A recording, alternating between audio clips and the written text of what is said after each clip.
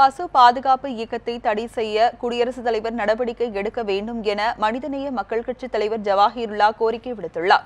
ராஜஸ்தான் மாநிலத்தில் பெஹ்லுகான் என்ற பால் வியாபாரி பசு பாதுகாப்பு இயக்கத்தினரால் கொல்லப்பட்டதை கண்டித்து தமிழ்நாடு முஸ்லிம் முன்னேற்ற கழகத்தின் சார்பில் தாம்பரத்தில் கண்டன ஆர்ப்பாட்டம் நடைபெற்றது.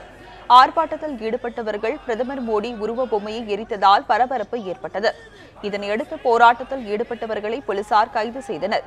இதுகுறித்து செய்தியாளர்களிடம் பேசிய மனிதநேய மக்கள் கட்சித் தலைவர் ஜவாஹிருல்லா, பிரதமர் மோடி முஸ்லிம் பெண்களுக்காக வேண்டுவதாக முதலை கண்ணீர் வடிப்பதாக கூறினார்.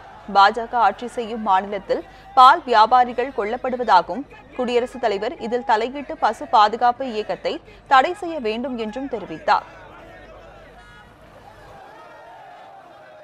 பசுவை பால் வியாபாரி வாங்கி சென்றாலும் அதற்கு உரிய உரிமத்தை பெற்று சென்றாலும் சுற்றி வளைத்து அவர்களை படுகொலை செய்யக்கூடிய செயல் பாஜக ஆளக்கூடிய ராஜஸ்தானிலே நடைபெற்று இருக்கிறது.